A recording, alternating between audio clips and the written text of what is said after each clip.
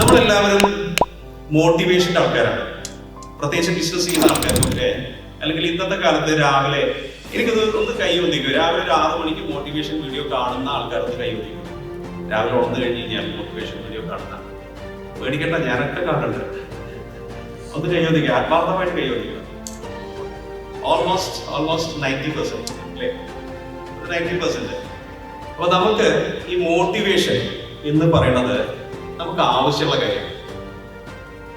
അത് യങ്സ്റ്റേഴ്സിന് പണ്ട് നമ്മൾ ഡ്രഗ്സ് അഡിക്ഷൻ എന്നൊക്കെ പറയുന്ന കാര്യം യങ്സ്റ്റേഴ്സിന് ഉള്ളതുപോലെ തന്നെ മോട്ടിവേഷൻ ഒരു അഡിക്ഷൻ ആക്കിയിട്ട് ഒരു ദിവസം മോട്ടിവേഷൻ കണ്ടില്ലെങ്കിൽ നിങ്ങൾ പലപ്പോഴും ശ്രദ്ധിക്കാറില്ലേ, ഓഫീസിൽ പോണ ചില ദിവസങ്ങളിൽ നല്ലൊരു വീഡിയോ നമുക്ക് ഭയങ്കരമായിട്ട് മോട്ടിവേറ്റ് ചെയ്തിട്ടുണ്ടാവും. ശരിയാണോ? അപ്പൊ നമുക്ക് പഴയ കാലത്ത് എന്ന് പറയുമ്പോൾ 2005 യൂട്യൂബ് ഒന്നും ഇത്ര പബ്ലിഷ്ഡ് ആയിട്ടില്ലല്ലോ. 2005-2010 കാലഘട്ടങ്ങളിലൊക്കെ ഞങ്ങൾ ഈ മോട്ടിവേഷൻ പ്രോഗ്രാമിൽ പോകുമ്പോൾ ഒരാഴ്ച 10 ദിവസമൊക്കെ, അന്ന് നമ്മുടെ ഫ്രണ്ട് സർക്കിളിലും എല്ലാവരും പറയാം വിസ്കി കഴിച്ച പോലെ എന്ന് പറയാം. വിസ്കി കഴിച്ച് കഴിഞ്ഞാൽ ഒരാഴ്ചയൊക്കെ അല്ലെങ്കിൽ കുറച്ച് കഴിഞ്ഞ് നേരം നിൽക്കും, അത് കഴിഞ്ഞ് ഞാൻ കെട്ടും പോകുന്നു പറയും. ഈ പറഞ്ഞ പോലെ നമുക്ക് മോട്ടിവേഷൻ പ്രോഗ്രാം കഴിഞ്ഞ് കഴിഞ്ഞാൽ ഒരാഴ്ചയൊക്കെ ആക്ടിവിറ്റി കഴിഞ്ഞു. സോ മോട്ടിവേഷൻ ആവശ്യമില്ല എന്നല്ല അതിനർത്ഥം.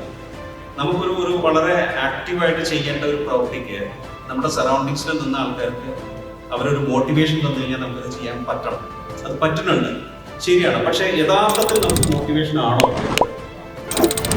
ഇൻസ്പിറേഷൻ അല്ലേ? So inspiration, again what is inspiration?